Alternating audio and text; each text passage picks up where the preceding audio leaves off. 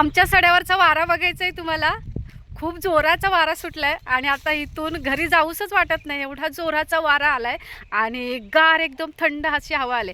मी आता कुड्याच्या शेंगा आणण्यासाठी आले वरती सड्यावरती, यांनी काढून सुद्धा झाल्यात आमच्या कुड्याच्या शेंगा. तर आता थोडीशी हवा खात बसलोय आणि खूप मस्त वाटतंय सड्यावरती.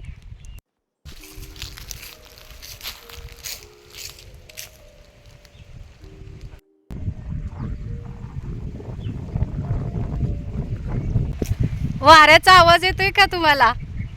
वा वा, मस्त मस्त मस्त.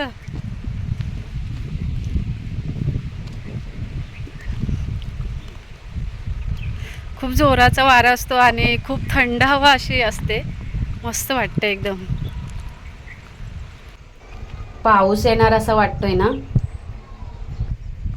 कुड्याच्या शेंगा काढून घेतल्यात मी खूप, आणि कुड्याच्या फुलांची सुद्धा भाजी केली जाते. तर मी आत्ता फक्त कुड्याच्या शेंगा घेतल्यात आणि त्याची भाजी कशी बनवायची ती मी आजच्या व्हिडिओमध्ये तुम्हाला दाखवणार आहे.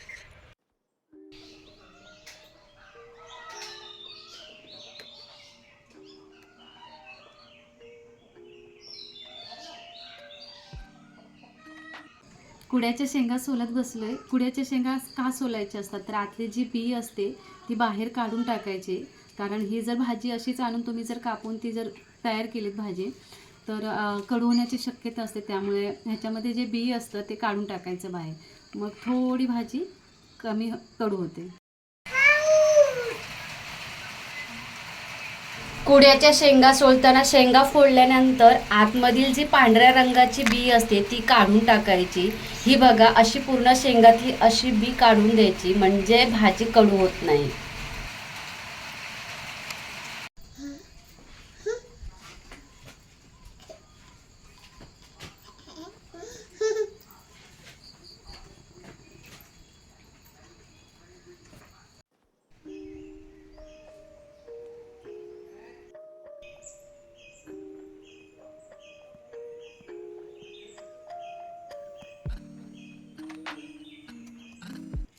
सोलून घेतलेल्या शेंगा आता मी बारीक चिरून घेणार आहे.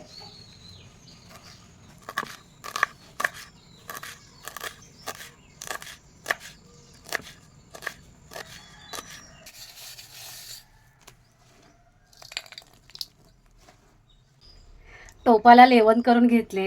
ही भाजी आहे ना पहिल्यांदा गरम पाण्यामध्ये चांगली उकडवून घ्यायची. मी आता गरम पाण्यामध्ये उकडवून घेणार आहे पहिल्यांदा.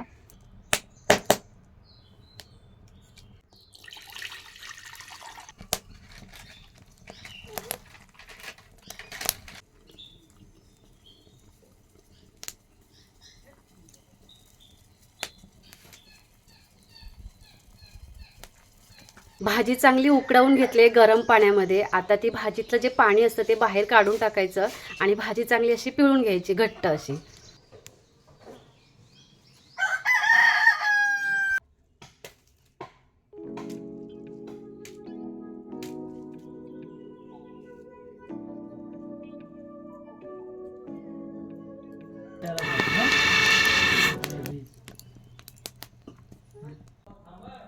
तेल, लसूण, कढीपत्ता, मोहरी, बारीक चिरलेला कांदा,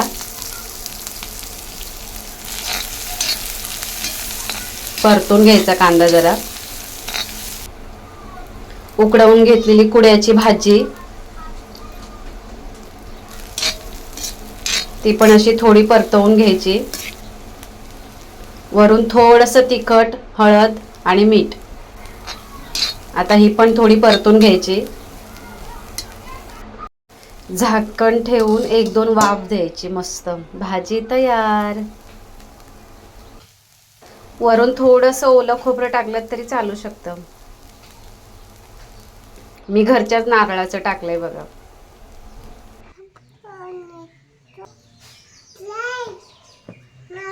नाचणीची भाकरी, कुड्याच्या शेंगांची भाजी आणि घरीच बनवलेलं आंब्याचं लोणचं.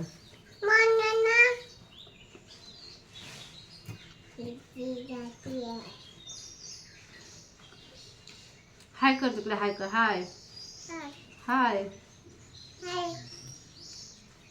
छान आहे, छान आहे, छान आहे, बोल. छान आहे, छान आहे.